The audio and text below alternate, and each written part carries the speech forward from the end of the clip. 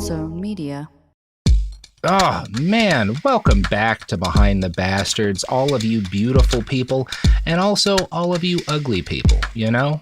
All people are beautiful, except for I just kind of said that they're not. That was There's mean of me. inside and outside beauty, you know? Mm-hmm. No, there's only one kind. There's only one kind. I'm not going to say what it is. I'm not going to say which kind of beauty, but there's only one kind. That's fair.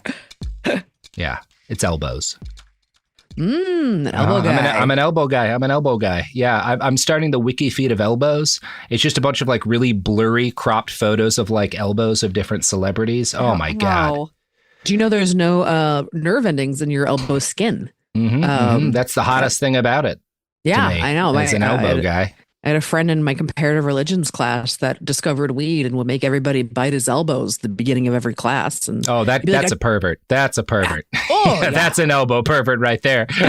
Yes, currently he's a born again meteorologist in North Carolina. So that is a pervert. No, I can see why you'd be scared that God is angry at you if you're that kind of pervert, because he is. But that makes it hotter for a lot of us. Brandie Posey, welcome back to the program. You want to plug anything at the top before we get too deep into elbows? Yeah, of course. Before we get elbow deep into aliens. Bowen. Bowen with Robert and Brandie. Getting it down, baby. I run a comedy record label. It's called Burn This Records. We seek to create like equity between our artists in a way that most comedy labels don't. I have put out 17 albums. Last year was our first year. This year we have about 15. It's digital only, and everybody is that's a not lot of only albums. funny, but a good person, which is a Venn diagram that I wish more people in comedy paid attention to. Yes. Well, I think that's awesome. So check that out, everybody. And let's get. Are you ready to get back into this story, into these aliens, and spooks? Deep in aliens. Let's go. Yeah. Speaking of bows, Richard Doty probably doesn't have nice elbows.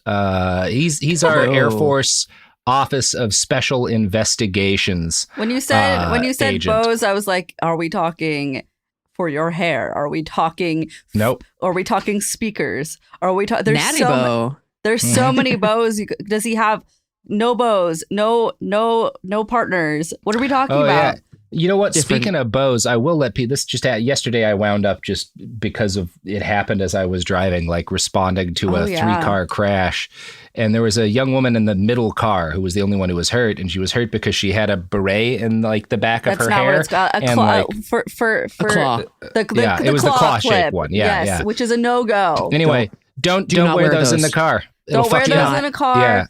Do your hair. You can bring your claw clip in the car, but do not wear it while you're in the car because it's just bad. Yeah. No, I have a friend that is her sister's an ER nurse, and when she gets in her car, her whole back seat is full of those claws because when she gets in her car and she throws it, she just takes it out and throws it in the back seat because the number one thing that she sees in her ER room is that in women's skulls from car accidents. So thankfully, this lady seemed fine. I do like you saying barrette the way you said it. Barrette? You said it so surgical. I thought that's what it was called. You're not wrong, but you're also wrong.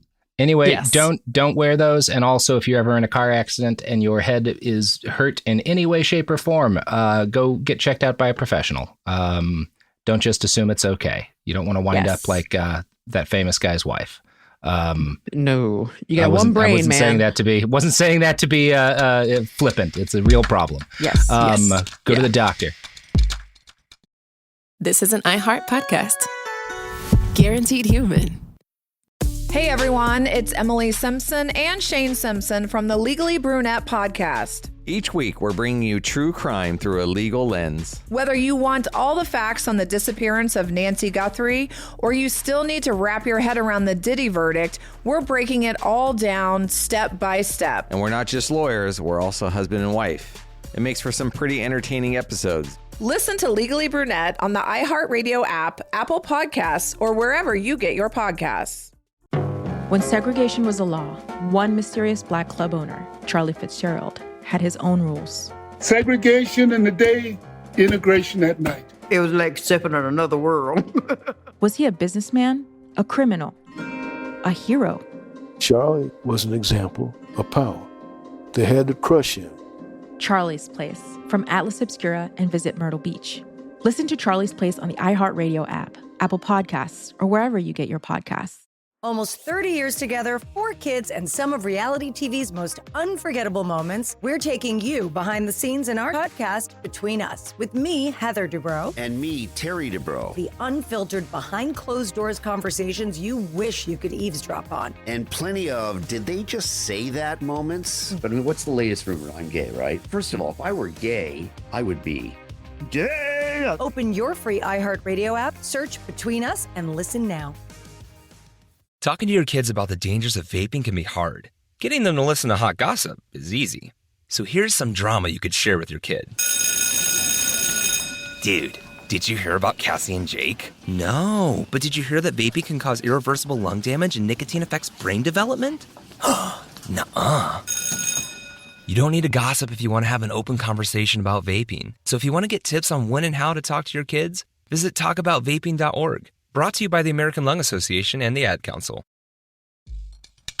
So let's talk about fucking UFOs and a guy who didn't go to the doctor maybe enough, or maybe went too much. I don't know. Richard Doty was born sometime around the immediate post-war period. He is, I haven't actually run into his exact, that said, I didn't go super hardcore digging into it.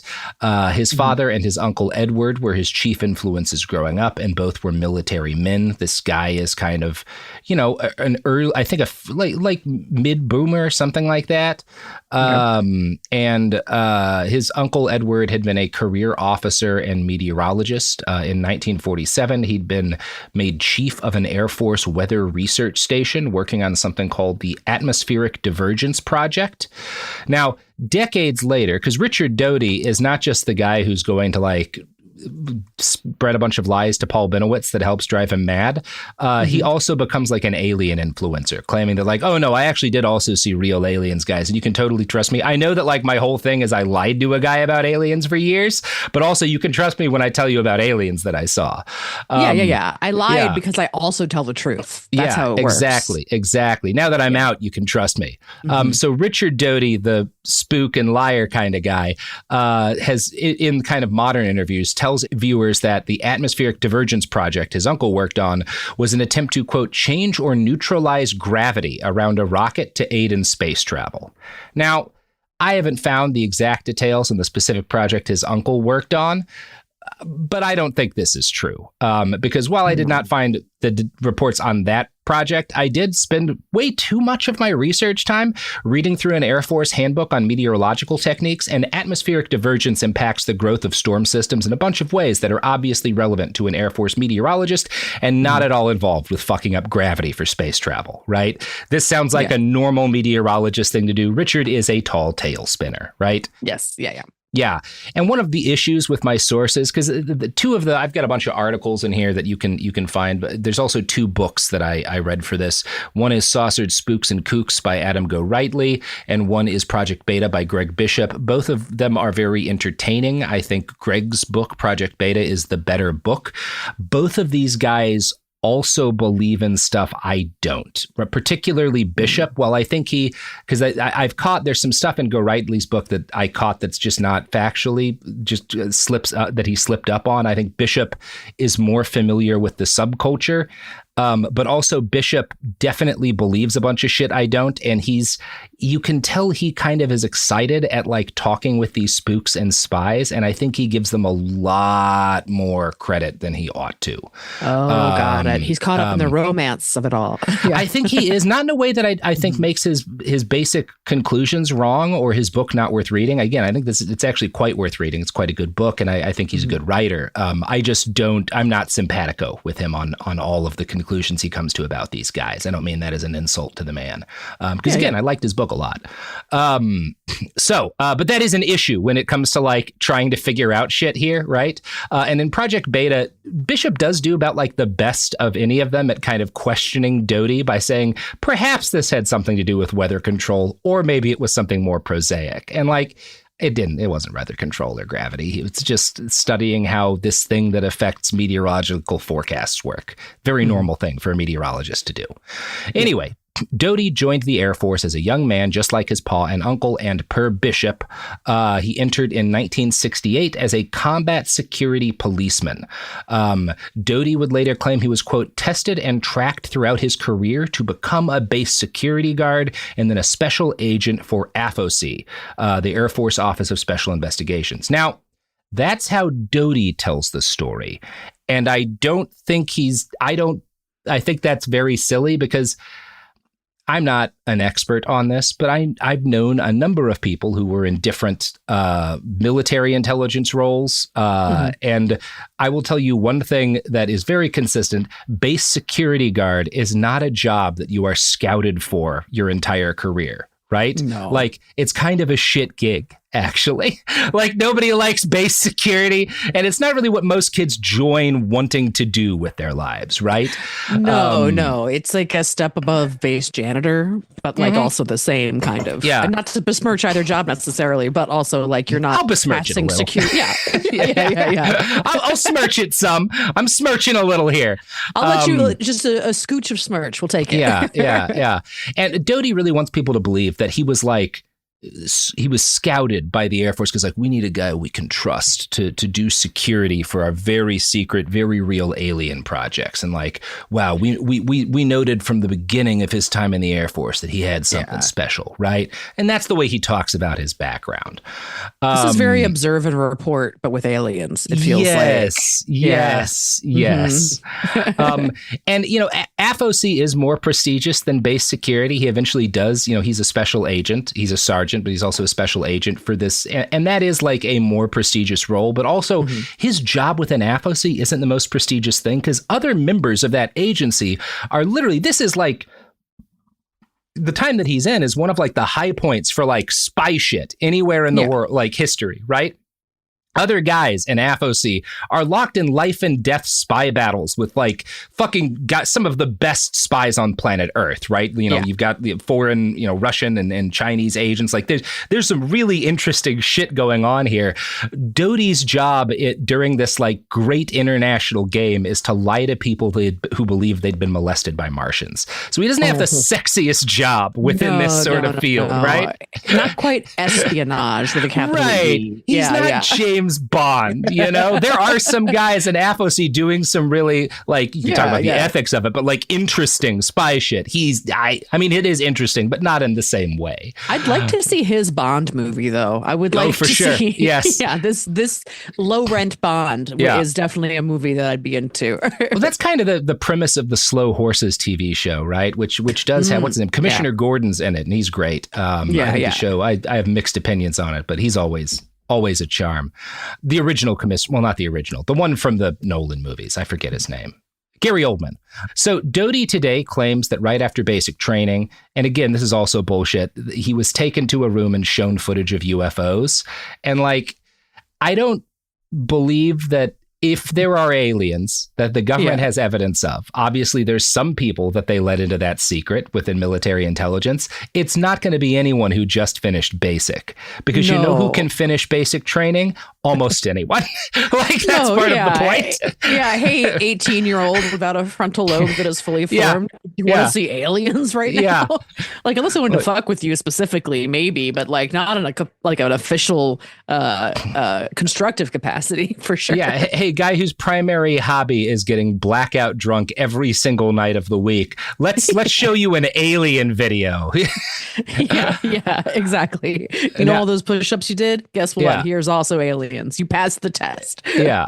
Now, this is generally described as a test, and I think that's how like Bishop describes it in his book, is that Doty was being tested to see or at least Doty claims he was being tested to see, if he could be trusted with more detailed info about extraterrestrials.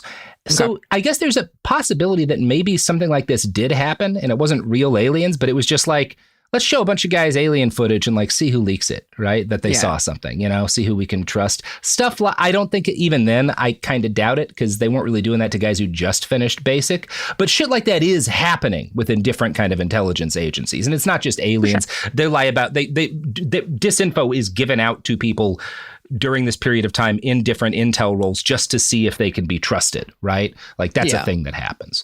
Doty also claims that he served as a guard at Area 51 where he saw a UFO. Now, again, Area 51 is a real base. They are really doing experimental shit with planes there. This could be true. And in fact, the story he tells might be true, but not in a way he wants you to think, because he claims while he's there, he sees them wheeling out this huge black disc that's some sort of craft that they're trying to get into the atmosphere, that they like launch, and it doesn't look like anything he's ever seen. And his commanding officer takes him aside, right? Because he sees Doty's fascinated in this. And here's the conversation that is related in the book Project Beta. Airman Doty, do you know what that craft was? Asked the officer. No, sir. That's what is generally known as a UFO, and it's not one of ours. It's on loan. Yes, sir. Someday, if you play your cards right, you will know a lot more. But for now, you are to tell no one about this, and you are not to discuss it with anyone. Is that clear? Doty never talked about it again. And first off, obviously he did. Because you're telling us the story. So, like, I'm reading it in a book. It's definitely been recounted several times. Yeah. But also, that could be basically true and have nothing to do with aliens. He could have been on guard duty, seen a weird craft that maybe like was a fucking French or Canadian thing that like we were doing tests on, right? So it's on loan, and his boss is just kind of like, hey, you know, maybe if you play your cards right, we'll trust you with more stuff, right? And I don't know. I don't know if Doty actually gets much more trust, but this could be largely accurate, although I don't think that's likely. Yeah.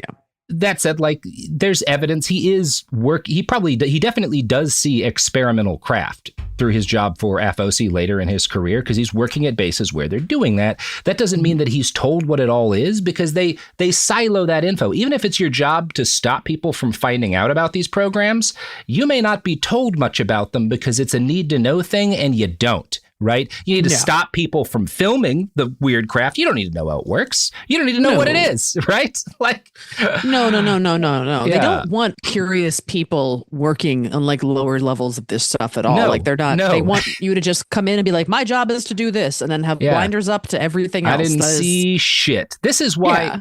I've been saying this for years. The government should have all of its security done by street level drug dealers. You know, those guys can keep their fucking mouth shut. You know, absolutely. Ain't no snitches. Exactly. Area 51, all security provided by coke dealers. Just don't give them any coke. Then they talk about everything. Exactly. You got to keep them sober, otherwise it ends very badly. Ooh, man, what a fun place. Just a bunch of sober coke dealers. Yeah, a bunch of sober coke dealers at Area 51. This is going to end well. So there's evidence that a lot of, Doty is a credulous guy. He does come to, at least he will claim to believe in this. He might just be fucking with everybody. I don't really know. But a lot of guys in his kind of level in different intel agencies are believers themselves, right? Okay. So at any rate, Doty claims that his chief mentor in spy shit was a guy named Seeley Howard, a former insurance salesman. According to Doty, he gave him this sage advice early in his spook career. There are three sorts of people you will be dealing with. The first are the ones who will believe anything you say. The second are those who will, at least at first, refuse to believe you. The last is the group who won't believe you at first, but might be willing to be convinced. And what I find interesting about that is those last two groups are the same group of people. Yes. The people who don't believe you at first, but you can make them believe you. I don't see the difference. Yeah. No, it's just one is just on a longer timeline, and eventually, maybe. Yeah, sure. So as soon as Paul Bennewitz called the Air Force with results of his surveillance, they knew they might have a problem. The Air Force Office of Special Investigations very quickly became concerned that Paul Bennewitz had stumbled onto a secret laser-based tracking system located in Kirtland. At least that's one of the things he might have stumbled on. Greg Bishop, who wrote Project Beta, noted that these transmissions sounded like gibberish language that had been distorted and sped up. Or to a true believer like Paul, they sounded like alien speech. Edwards, chief of Kirtland-based security, had previously described Doty to a friend at the NSA as his drug man. And so that's less cool than it sounds, as Greg Bishop writes.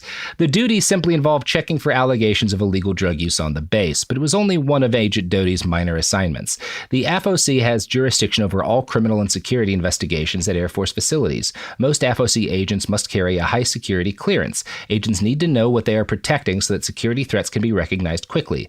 Bennewitz carefully carefully described to Doty what he had seen and recorded, all while trying to keep what he really thought was going on to himself for the moment. And this is where I think Bishop is too credulous because, again, think back to Roswell. The first guy... Like, they don't tell the people who are looking and responding to that crashed balloon that Project Mogul exists. It's very common for these guys not to be in the loop about stuff, right? Exactly. Especially since he's just a sergeant, you know? Like, he's not a super high-level guy here. That said, Doty is kind of sent to talk to Bennewitz, and he's like, hey, why don't you come to the base and we can talk about your research? And so Paul heads to the base and he shows Doty what he's got. And Doty is initially kind of, bored. And then he perks up when Paul starts to show him his radio array.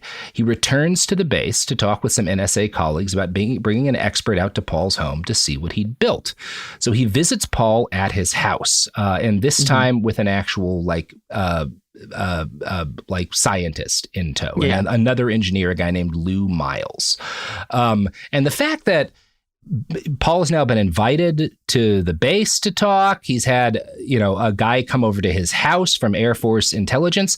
Paul is takes this as evidence that I'm on the right track and the Air Force supports me. I'm now kind of helping the Air Force find evidence that there's aliens, I kind of got my X-Files job because they think I'm so cool and smart. Oh, buddy. I know. It's really sick because he's just trying to help, Yeah, no, he is just trying to help. He just wants to keep his country safe. Oh, they're sizing you up, buddy, to see what kind of a threat you are. Oh, no, my man. No, not at all.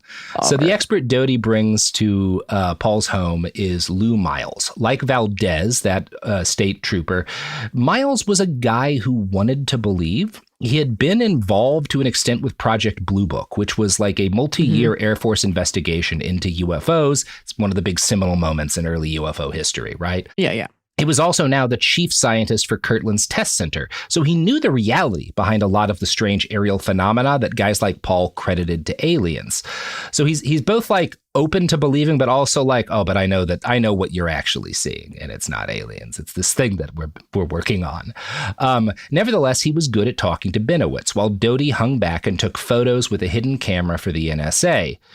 Who was also involved in this? It's kind of murky exactly where AFOC begins and the NSA ends, and there's some evidence the CIA also gets involved. There's a lot of people are kind of interested in what Paul is doing, but no one's interested in Paul's evidence of alien interference. They're again worried about interested as to whether or not he's actually gotten any encrypted shit, and they also think he might be useful because being an actually brilliant engineer working in the aerospace industry and someone who goes to these UFO conventions, he's kind of trusted within the UFO community.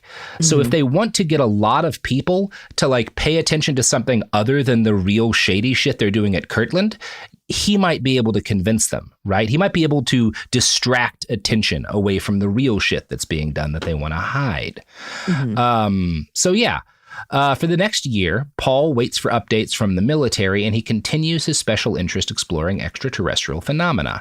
In May of the next year, 1980, a 26-year-old woman named Myrna Hansen called the state police to claim that she and her 6-year-old had been accosted by alien visitors near Eagle Nest, New Mexico. The state troopers basically shrugged and handed the case over to the only cop they knew who dealt with this sort of shit, Gabe Valdez. Yep. If I'm remembering correctly, I believe Valdez's attitude is that Myrna was probably a plant. That's not clear to me. Again, a lot of sketchy shit's going on here. Immediately doesn't trust the woman. Okay, kid. Yeah. Well, but also, this kind of shit was going on, so I don't know. He's like, oh, man, this 6-year-old fucking with me. Right. Gabe calls our boy Paul, and they go off to meet Myrna. Now, by the start of the 80s, the science of hypnotic regression, which is not really a science, had taken off among people who believed or wanted to believe that they had been abducted by aliens, right? So let me turn you into a chicken first, and then tell me if you saw the aliens or not. Yeah, I'm going to hypnotize you and then walk you, say a bunch of leading things that get you to tell a fun alien story, right?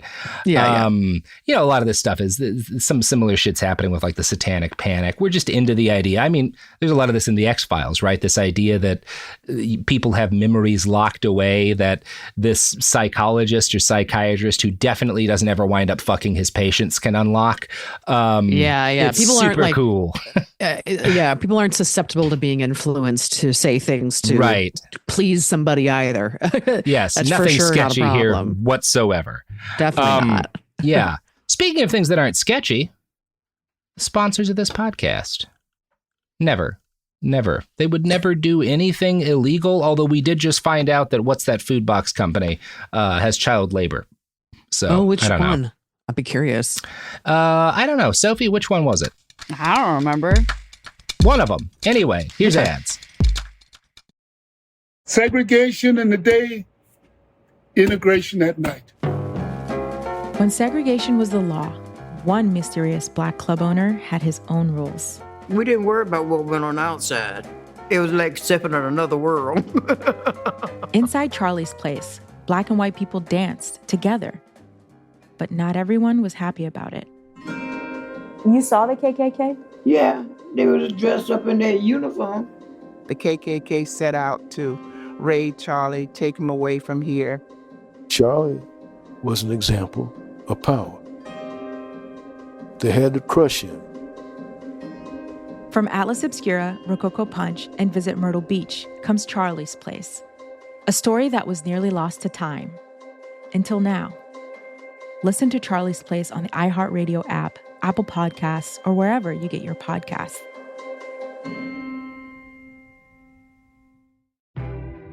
Hello, it's me, Anna Sinfield from The Girlfriends, the #1 hit true crime show that puts women right in the center of their own stories. I'm back with more one-off interviews with some truly kick-ass women on The Girlfriends Spotlight. I want to introduce you to Sylvia. I'm going to climb this. And then there's Fasaka. Let's see how we can stop killing and save lives. Layla dared to ask the question, is badness hereditary? And finally, we'll meet Rosamond. If it wasn't for the air where Ella lived, she wouldn't have died on that fatal night. You'll even get to meet my mum in that one, who I can always count on to keep my feet on the ground. I'm not too intimidated by her. What are you talking about? Listen to The Girlfriend Spotlight on the iHeartRadio app, Apple Podcasts, or wherever you get your podcasts. Segregation in the day, integration at night. When segregation was the law, one mysterious black club owner had his own rules. We didn't worry about what went on outside. It was like stepping in another world. Inside Charlie's Place, black and white people danced together. But not everyone was happy about it. You saw the KKK? Yeah, they was dressed up in their uniform. The KKK set out to raid Charlie, take him away from here. Charlie was an example of power. They had to crush him. From Atlas Obscura, Rococo Punch, and Visit Myrtle Beach comes Charlie's Place. A story that was nearly lost to time. Until now. Listen to Charlie's Place on the iHeartRadio app, Apple Podcasts, or wherever you get your podcasts. Ever feel like you're being chased by the marriage police? Welcome to Boys and Girls, the podcast where dating isn't dating. Arranged marriage is basically a reality show, except the contestants are strangers and your entire family is judging. You're sipping coffee with one maybe, grabbing dinner with another, and praying your karmic Ken or Barbie appears before your shelf life runs out. Trust me, I've been through this ancient and unshakable tradition. I jumped in hoping to find love the right way, and instead I found chaos, cringe, and comedy. And now I'm looking for healing. Boys and Girls dives into every twist and turn of the arranged marriage carousel. The meet awkward, the near misses, the heartbreak, and let's not forget all the jokes. Listen to Boys and Girls on the iHeartRadio app, Apple Podcasts, or wherever you get your podcasts. We're back. Sponsors love that sort of thing. Hey, that's their problem for going dynamic. That's right. So Gabe called our boy Paul, and off they went to meet Myrna. Bennewitz, who is working for that civilian organization, not working for, but is like one of the head guys at APRO, that civilian looking into UFO things, and is also working with this actual sheriff's deputy. Partners, he and Gabe partner with a University of Wyoming professor who's a quote unquote expert in hypnotic regression. And this guy's name is literally Dr. Leo Sprinkle. Fuck yeah. Great stuff. Ooh, what a name. Great stuff. Man, good on you, Leo, for making it to adulthood. That's a real boy named Sue situation. Leonardo Sprinkle. Mm-hmm. Leonardo Sprinkle. Yeah. Oh, fuck me. So in his book, Saucer, Spooks, and Kooks, Adam Gorightly summarizes, Bennewitz, by this time, had convinced himself that the ETs were transmitting a mind control beam to repress Myrna Hansen's memories. Bennewitz believed that the ETs were likely beaming him in an attempt to disrupt his ongoing UFO probe. To thwart this extraterrestrial electronic harassment, Bennewitz arranged for Hansen's regression to take place in his 1979 Lincoln Town Car with multiple sheets of aluminum foil draped over the windows to deflect the dreaded alien beams. Bennewitz connected these perceived beams to cattle mutilations. It's so cool. I love this shit. I love it. He's fucking wrapping his car in tinfoil. No, the aliens are blocking our memory with the beams. He's married, right? Is he got a wife? Oh, yeah. He's got a wife, and she is a long-suffering. I don't know much about her, but a saint. I'll say that much. No, she's putting up with a lot. I know the power of disassociation this woman is capable of. Man. Oh, yeah. It's like, honey, I need the car to go to the grocery store. No, I have to go interview this woman. It's got the aluminum cable. Where's your tinfoil? Get the tinfoil out. Babe, we need it for the potatoes tonight. Absolutely not. I need it to protect us from aliens. And again, he's been talking to Doty for months at this point, and Doty is kind of just like he's yes-anding everything Paul says, right? Like, oh, yeah, that sounds real, Paul. Yeah, definitely. Oh, yeah, no, aluminum foil. Great idea, man. Yeah, absolutely.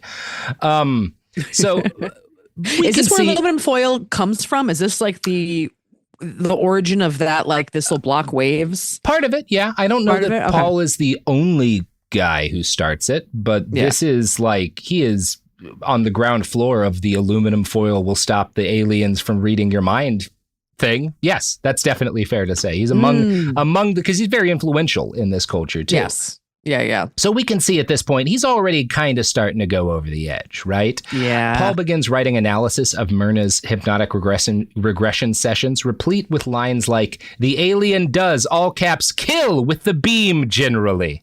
Generally, huh? Kill with the beam, huh? Yeah. Okay. Where are those bodies? Where are those bodies, Polly boy? Okay, Paul. Yeah. Now, the reality is that Hansen had just brought up a bunch of existent UFO lore during her sessions, right? She complained about missing time. She described being picked up in a tractor beam. She claimed an alien crewman had brandished a silver knife before cutting into a cow's chest. And she eventually described being taken to an underground base where a metallic device was put inside her brain. Now, this is part of why there's some theorizing that like maybe she was a plant is when and Paul is the guy who really does more than anyone to start this. This is when you start getting these UFO conspiracies about underground bases. And they're usually either like bases that our military shares with the aliens, or maybe the aliens run the base, you know? There's some stories about them having fights with the army and whatnot, and these bases underground. But the real thing behind this is that a bunch of people in Albuquerque had watched, and like this is something that Paul would have seen from his house, as the Air Force dug this massive underground nuclear storage space, like the largest underground weapons storage base ever, or at least at that point in time. And so people are like wondering, like, what's this really for? And the answer is pretty evil. Like, it's for nukes. But it's the hole full of nukes. Yeah. There's a lot of theories as to why. So Hansen also claimed, per Bennewitz, that she had picked up an STD described as a vaginal disease like Streptococcibacillus from the aliens.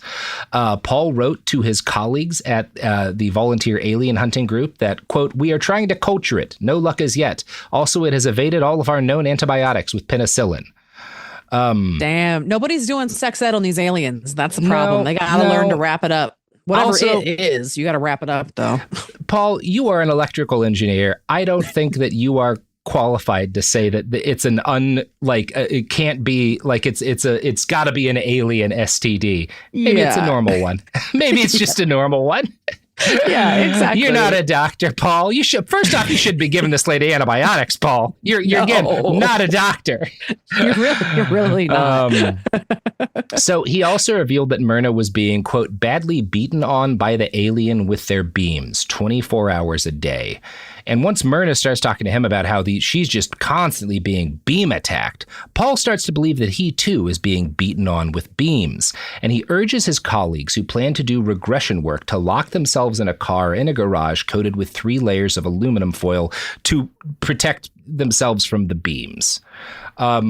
He's doing well, is what you'd say at this point. He's doing great. Paul, our boy Paul, very, very healthy, making rational choices. Oh, Paul, you've fallen so far. You were doing so good, buddy. Mm-hmm. So Doty is occasionally checking in with Paul, but he's also spending the intervening months, 79, early 1980, working on another mark. And this guy is a journalist, or a quote unquote journalist, depending on how you see it, with a reputation for he is considered to be one of the more rigorous guys within the UFO community by the UFO community.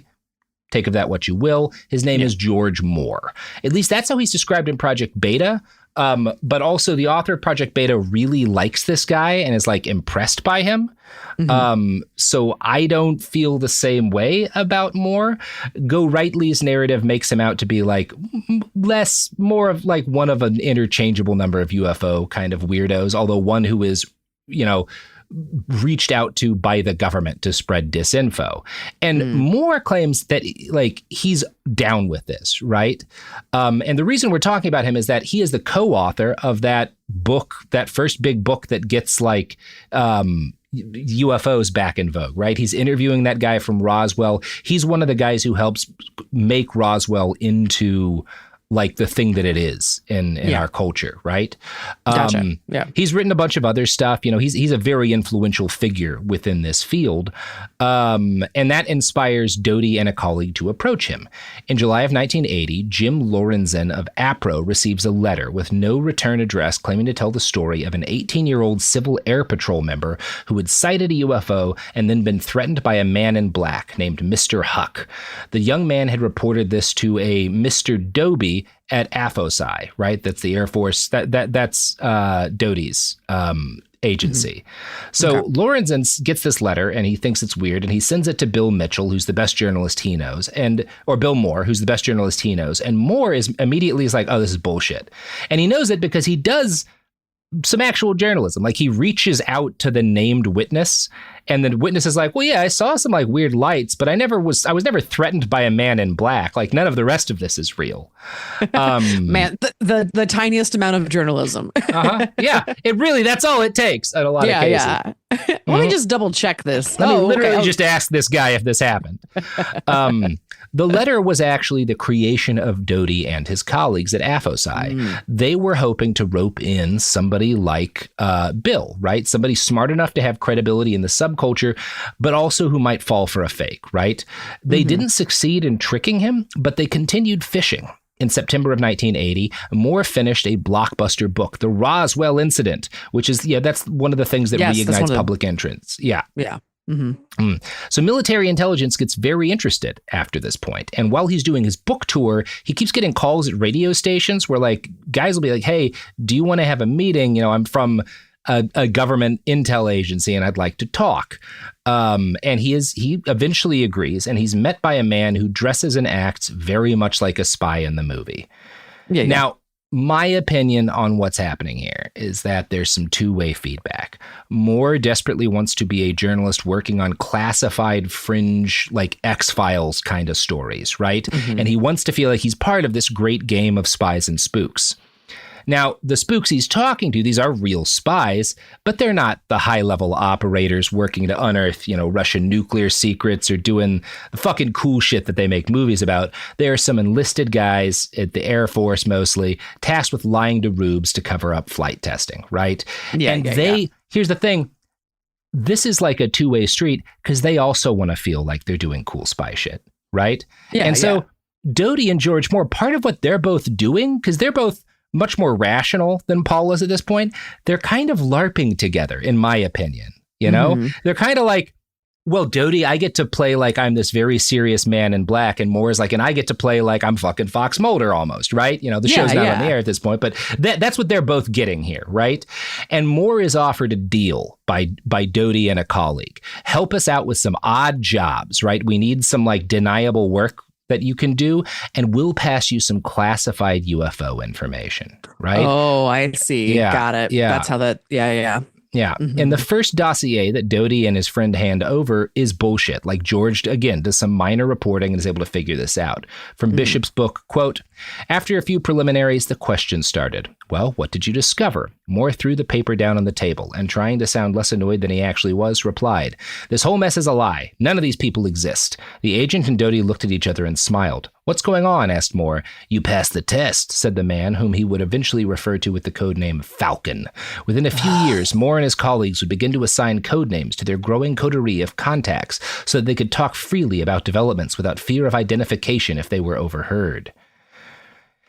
And, you know, maybe this was a test. I think it's likelier that they were like, okay, so we figured out this is bullshit. Let's just tell him that was a test, and then, you know, stroke his ego and he'll believe the next thing we say, maybe, right? Yeah, exactly. We're going to keep refining from our side until we actually make him a believer, and he'll feel great because he's passed all these tests. So he's going to start looking less and less because of how smart he believes he is too. Yeah. Right. And they hand him some shit, and he'll admit, like, I knew some of what I was putting out into the UFO community was bunk, but I think some of it's real too. And like, he's being a shady character here as well. Yeah. Now, unlike Paul Bennewitz, George is a mentally resilient guy. Like, he definitely is a believer to some extent, but I think I don't think he takes it as seriously as Paul does, right? I don't think this is breaking his brain. I think he's having a good time, right? Yeah.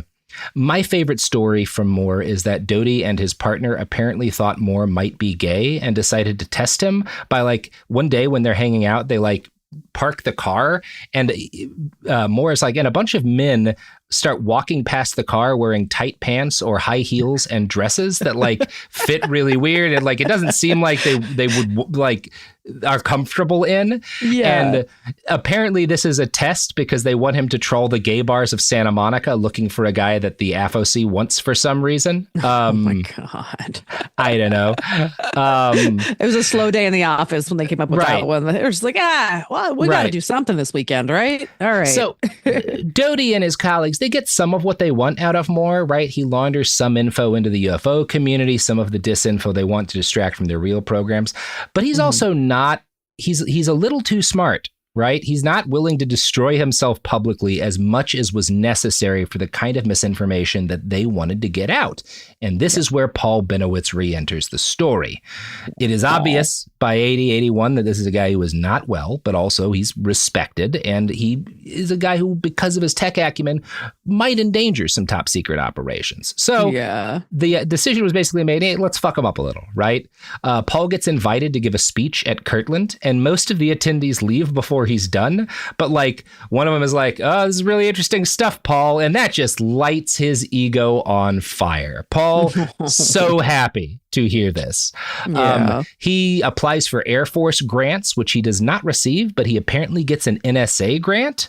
And I think that's maybe the NSA fucking with him, because some real fuckery is about to happen here. Hey, I love an ironic grant. Ironic grant money still spends. It's a little more messed up than even that. So Doty is now spending hours with Paul Bennewitz, and he claims that they became friends and that he found the orders he received to spread lies to Paul personally distasteful. If you watch the documentary Mirage Men, you'll see a lot of Doty, and he does express a degree of what kind of feels like real regret over what he did to Paul. He is also a spy and a professional liar, so I don't know that I believe he's really, or he just knows that he needs to perform regret, right? I think that's probably likelier. Yeah. So, God, what do you think? Like like the internal notes of the person that it constantly lies are like? Is it just like a notebook? Is it like a series of Post-its around their house? How do you keep that shit straight? It sounds exhausting. I don't, one of the things that you get when you like read these stories and like the way in which a lot of the writers and quote unquote journalists who cover this stuff, the degree of credulity they have to these guys' stories. The thing that becomes clear to me is like, oh, this is your first time being lied to by a weirdo in the desert. Like I spent a lot of my childhood and like, or not childhood, my young adulthood in like off-grid places, just listening to like lies from dudes at bars and stuff. I've heard a lot of crazy stories that definitely aren't true, and that's a ton of fun. But I think some of these people just like decide they want to live as if that's real. That's fair. God, how many timeshares do you think they own? It feels like oh my God, these guys are very, very vulnerable to timeshares. So on some of his early visits to hang with Paul, he's shown a complex computer system, Doty is, that Bennewitz had constructed and had his employees help him build to translate these encrypted messages, right? And it's unclear what's actually happening. Is he just getting random static and then like running it through an algorithm to like create text based on that, and then kind of going through it almost like it's one of those like word puzzles and just like picking up words out of a feed of words that like, and then saying like, oh, this is, a message from the aliens, right? Because some people will say like, it looked like gibberish to me, but he would pull out, 5 or 6 words from this like paragraph of nonsense and say like, this is the real message, right? Yeah. And this is a quote from Doty. Bennewitz had the computer rigged up to antennas on his roof that included a small microwave dish, and he would look at the screen and there would be images on the screen that certainly wasn't an alien, but he was convinced that it was. I would actually tell him, I don't see anything. And he said, I see it and I can hear them. And he had these earphones that he would put on, and he said, I can hear them talking. And I asked Paul, what language are they speaking? He said, they're speaking their language. And he wrote a 100-page document about the alien language. When he went out to Kirtland to give his presentation to all these generals, he presented them with that information. So the NSA, and this is probably where the NSA gets heavily involved and maybe why they give him that grant, because a plan gets hatched to gift Paul with a new computer, right? That he's told is a gift from AFOC. Some accounts, maybe Doty offered him the machine.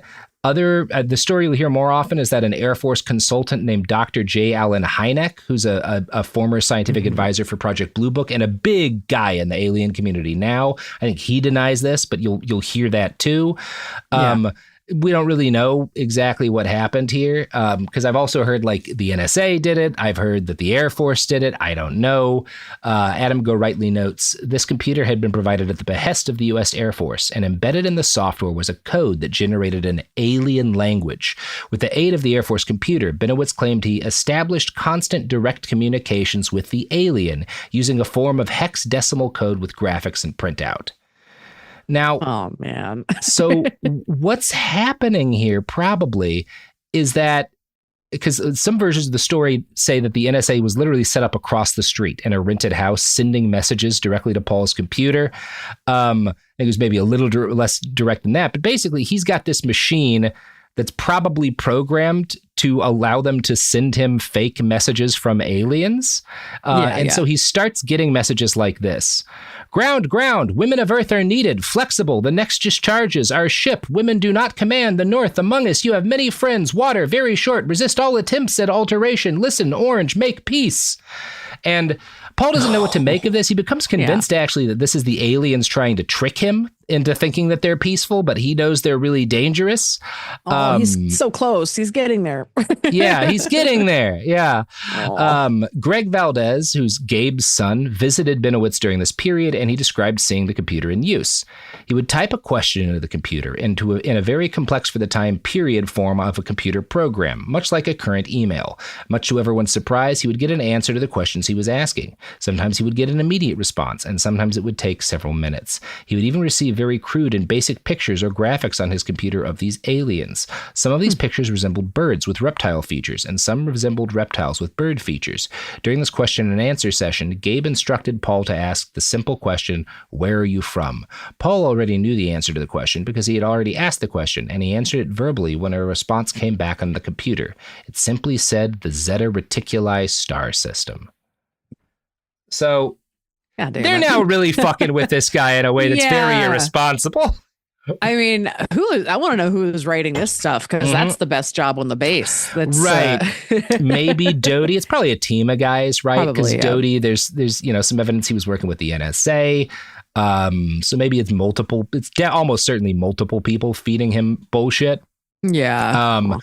But yeah, the result is that Paul grows convinced that the U.S. government has signed a treaty with aliens, perhaps to breed some sort of hybrids, and they've been given real estate in an underground base near Dulce, New Mexico. This played the happy dual role of covering up ongoing weird experiments around Dulce. There's that poison gas fucking hole. And diverting the attention of Paul and others away from Kirtland Air Force Base and towards somewhere less harmful, right? For their ends, Yeah. Yeah. Definitely. Now, during his communications with the ETs, Paul became convinced that there was a secret war going on. Dozens of base security in Dulce had been murdered by the aliens in a gunfight. He wrote up plans to lay siege to Dulce base and began working to develop a sort of beam weapon that could kill aliens. Now, Paul. Wow. Yeah. Okay. Yeah. Now we're making beam weapons, huh, buddy? Oh yeah. He was like, I better hope the aliens don't have aluminum foil. Listen, folks, if you have a friend who's making beam weapons to fight the underground aliens, I actually don't know how you should handle that situation, but probably don't give him a computer that lies to him. I think you got to sign him up for bowling league or something. I think get him bowling. Yeah. Let's get some more social take him out camping, hobbies. Maybe. Yeah. Fill out that social schedule a little bit more. You know what? See if he wants to play D&D. Maybe his imagination needs a little bit of a workout, That might be great. Yeah. Yeah. Now, if a lot of this sounds like the overarching conspiracy plot for the first 5 seasons of the X-Files, that's because this is almost certainly the direct inspiration for a lot of the X-Files, right? Like this is, in fact, because this is all happening in the 80s, not long before the X-Files starts, right? Yeah.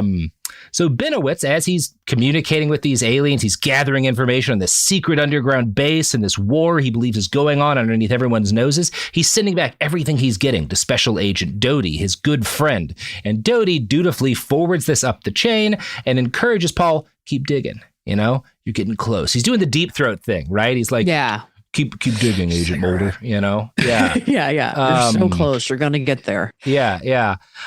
He's telling him that the aliens at Dulce Base had been responsible for what he'd seen over Kirtland. And he does this because he's like, oh, yeah, man, you know what? I ran it up the flagpole, and that underground base, that's why you were seeing those weird lights. Don't look near the Air Force Base. Keep hanging out around Dulce. That's where the shit's going on, right? Yeah. Go Rightly claims the ultimate intent of stringing Bennewitz along, according to researchers like Greg Bishop and Christian Lambright, was to shift Bennewitz's attention away from Kirtland to a remote area like the Archuleta Mesa near Dulce, where AFOSI could ramp up their disinformation operation and more easily stage UFO events. Speaking of staged, what's not staged? Is the reliability of our sponsors. That's completely legitimate, don't even question it. Don't think about it. Hand over your credit card information. Text it to me. I'll buy stuff for you. Segregation in the day, integration at night. When segregation was the law, one mysterious black club owner had his own rules. We didn't worry about what went on outside. It was like stepping in another world. Inside Charlie's place, black and white people danced together. But not everyone was happy about it. You saw the KKK? Yeah, they was dressed up in their uniform. The KKK set out to raid Charlie, take him away from here. Charlie was an example of power. They had to crush him. From Atlas Obscura, Rococo Punch, and Visit Myrtle Beach comes Charlie's Place, a story that was nearly lost to time. Until now. Listen to Charlie's Place on the iHeartRadio app, Apple Podcasts, or wherever you get your podcasts.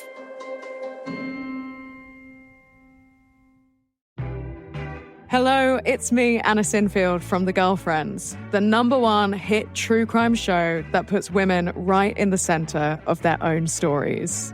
I'm back with more one-off interviews with some truly kick-ass women on The Girlfriends Spotlight. I want to introduce you to Sylvia. I'm going to climb this.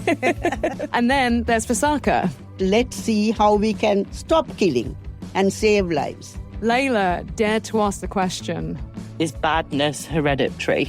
And finally, we'll meet Rosamond. If it wasn't for the air where Ella lived, she wouldn't have died on that fatal night. You'll even get to meet my mum in that one, who I can always count on to keep my feet on the ground. I'm not too intimidated by her. What are you talking about? Listen to The Girlfriend Spotlight on the iHeartRadio app, Apple Podcasts, or wherever you get your podcasts. Segregation in the day, integration at night. When segregation was the law, one mysterious black club owner had his own rules. We didn't worry about what went on outside. It was like stepping in another world. Inside Charlie's place, black and white people danced together. But not everyone was happy about it. You saw the KKK? Yeah, they was dressed up in their uniform. The KKK set out to raid Charlie, take him away from here. Charlie was an example of power. They had to crush him. From Atlas Obscura, Rococo Punch, and Visit Myrtle Beach comes Charlie's Place, a story that was nearly lost to time. Until now. Listen to Charlie's Place on the iHeartRadio app, Apple Podcasts, or wherever you get your podcasts. Ever feel like you're being chased by the marriage police? Welcome to Boys and Girls, the podcast where dating isn't dating. Arranged marriage is basically a reality show, except the contestants are strangers and your entire family is judging.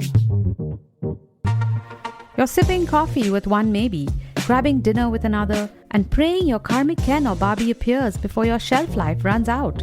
Trust me, I've been through this ancient and unshakable tradition.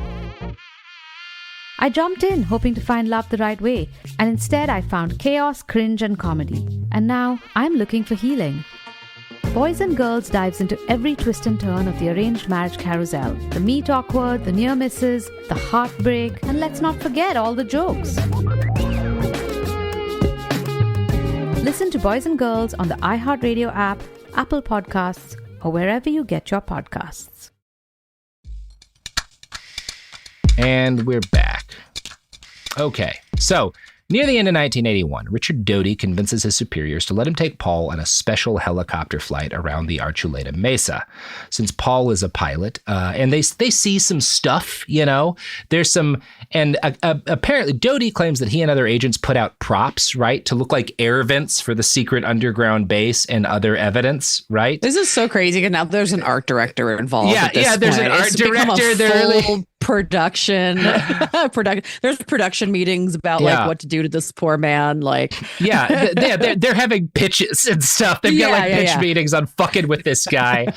There's a prop team now. Yes. Oh no. So because Paul's a pilot, after this first trip, he follows this by doing his own recon flights over the area, and he gets very obsessed with this. And I have some questions. I don't know if I believe Doty entirely that like he's being handed all of the men and equipment necessary to carry out a staged operation on the scale he describes. But also it's possible, and in fact, maybe likely, Paul is sometimes seeing some real stuff. Like he reports seeing what he describes as a crashed Delta Wing aircraft. And in this area at this time, they're working on prototypes of the stealth bomber, which looks like that. And in fact, Greg Bishop's Project Beta, like that's his basic conclusion, is that like Paul might have seen like some of the testing stages of the prototype of like the stealth bomber, right?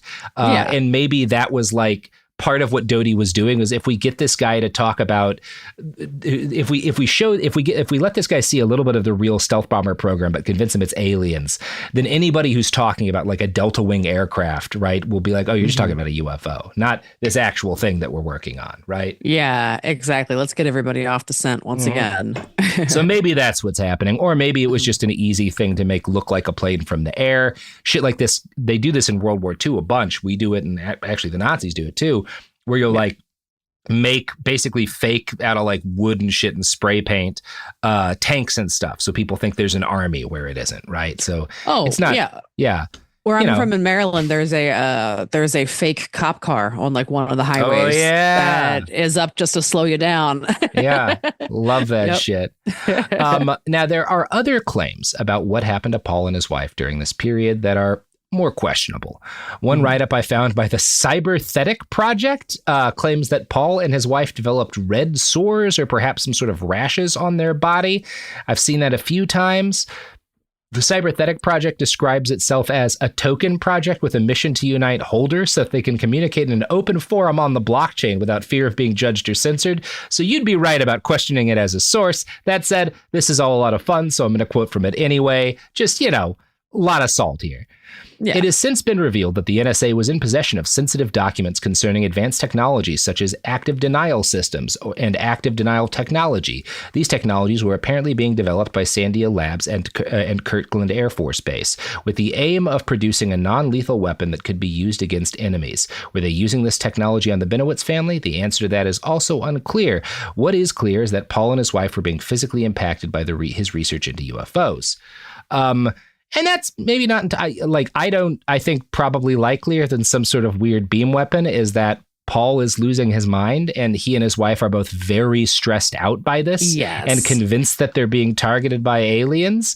And they have like shingles, a stress rash, something like all sorts of shit, No, yeah. It feels like they probably would have like broken out in some sort of like, stress rash of some kind. Right. Like, yes, that's very, I have several friends from the California fires that had them a week ago. Right. Yeah. Imagine prolonged experience to potential aliens for years. Yeah. You have rashes too. Right. I don't think that's it. It's at all unlikely that something like that is the case here. So as he grew more obsessed with seeking out the truth, Paul's business declined, which is another reason why maybe he's dealing with some stress-related problems.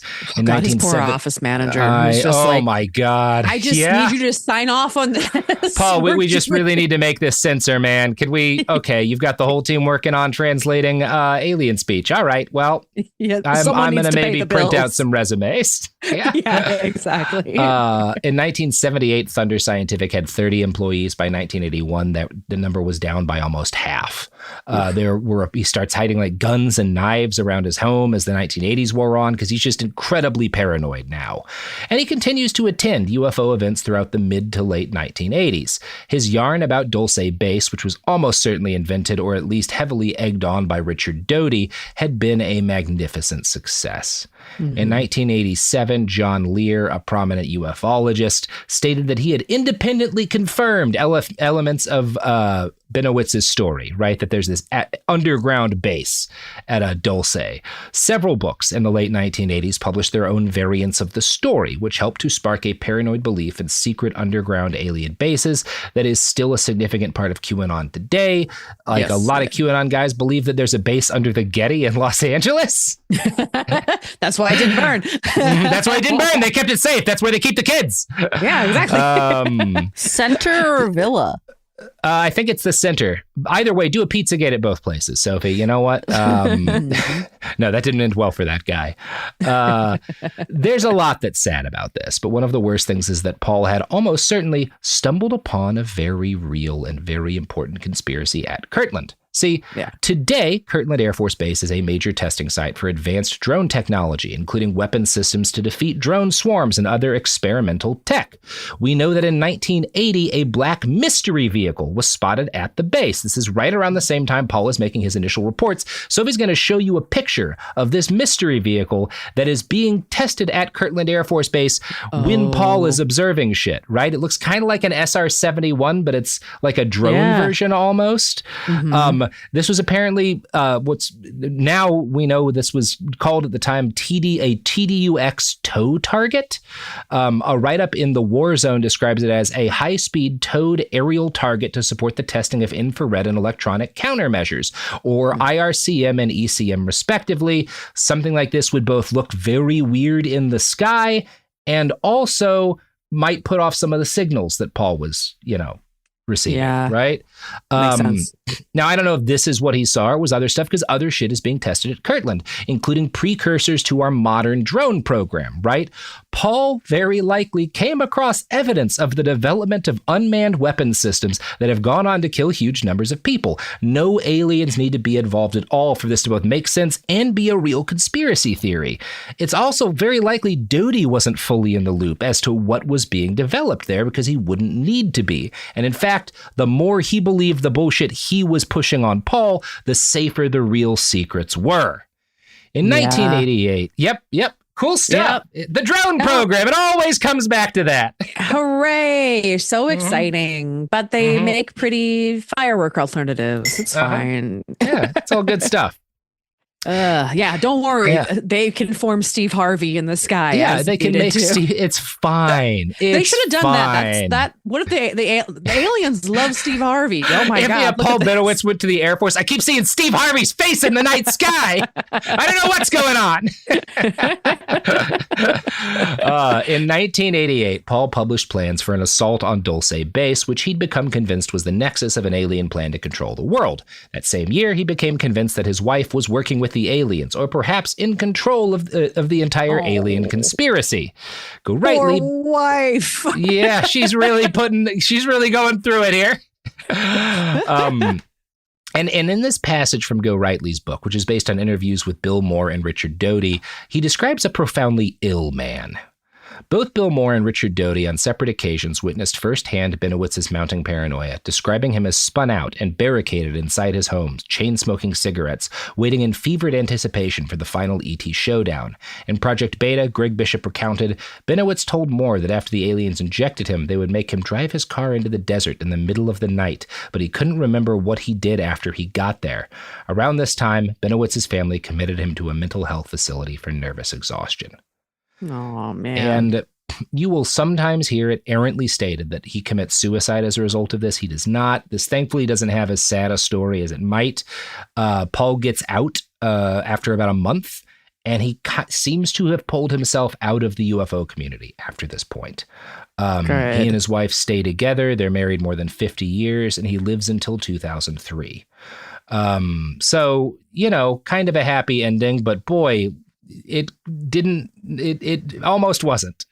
For real, man. Also, shout out to the place he was committed. Apparently, they did the job. Yeah, that's some serious deprogramming. Paul, man, you got to stop. You got to stop using the computer the NSA gave you. We computer bad, man. Some poor doctor just cracked all of their knuckles and said, all right, let's get into it. Paul, we need to have a long conversation about things that are real and things that aren't. So Richard Doty would eventually retire from the Air Force and spend much of his retirement and golden years doing the UFO convention circuit. He will say that he was hired to consult on 2 seasons of the X-Files and that he wrote the screenplay for an episode. He's not credited as the writer for that episode, but his stuff definitely helps inspire the X-Files, right? Yeah. Like he is for sure involved in what becomes the X-Files purely because of like his role in UFO culture. I'm sure he wrote a script, but I'm sure he wrote a script. Yeah.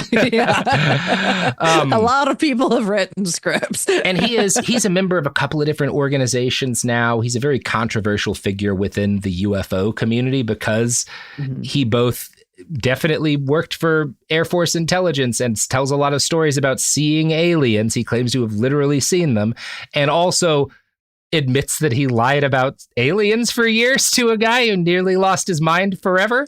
I wouldn't trust him. But for an idea of how Richard Doty presents himself now, here's a clip from him on the New Realities YouTube channel being interviewed by a UFO-ology author named Alan Steinfeld.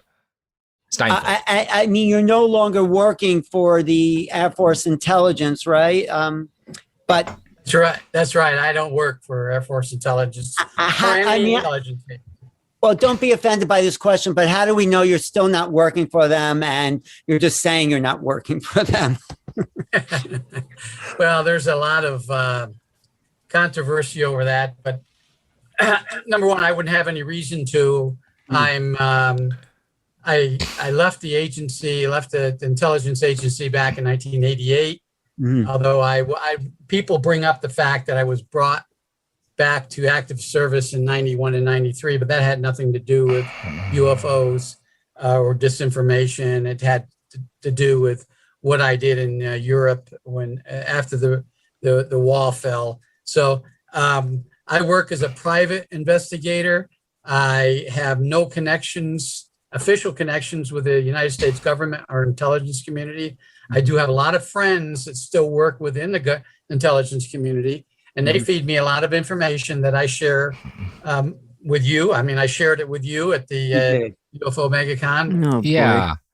So, yeah, I mean, I think he's still, and I even found an interview where he's talked about, he's asked about because Tom DeLonge of Blink-182 is a big guy and is involved with Doty in one of the organizations he's in. And one of the interviews is are you doing a Paul Bennewitz to Tom DeLonge? He's like, of course not. I would never. I absolutely would never do that. I think he might be doing a Paul Bennewitz on a couple of guys. Maybe that's just fun for him. Yeah. It reminds me of what's the in the Tanya Harding in the Assault of Nancy Kerrigan, Tanya Harding. Oh, Galooly and his idiot friend. Galooly, the amount of bullshit that they just believe about themselves and talk about. The other guy, Eckert, he talked about how he was a special forces guy and had all this shit made up. And you're like, damn, you believe this though. I've heard so many fun lies about being special forces from dudes, especially out in the mountains. Every old man you meet who will tell you about all of the crazy shit he did in Vietnam. And it's just always nonsense. I know a guy who's out where in the little mountain town where I used to live who was a SEAL team member during Vietnam. And his reaction is very different, which was he handed me a book that was written about him and his colleagues and was like, you want to know anything, just read that. I don't like talking about it. Yeah. If you've actually done any of this stuff, you're it's not what it's not the movies, buddy. It was kind of a bad time. I have a lot to answer for and process. Didn't like it. Not happy with how that all went. No, not worth the free beer to talk about it jovially. No. Yeah. Anyway, well, that's the aliens. Or not, but maybe there's aliens. I don't know. This is not conclusive on that matter one way or the other. But there's definitely a bunch of spy agencies who will lie to you and destroy your brain if they think it will help them hide a fact that they're making some fucked up shit to kill people in other countries. Of course. Maybe the alien was inside of you, listener, the entire time. The real alien was always the military-industrial complex. Yeah, exactly. Because, define what an alien is. It's something that works against the good of humanity. Then in that case, the government is run by aliens. Yeah. I don't know. Who knows? Who knows what's out there or in here, apparently. Yep. But what is out there and what is in here are your pluggables, Brandie. Bam. What Shabam. A transition. Nice work. Thanks, Sophie. Thanks. You can find me online at Brandazzle on all of the platforms, including the new ones and the old ones. My podcast is called Lady to Lady. It comes out every Wednesday and has been around for 13 years.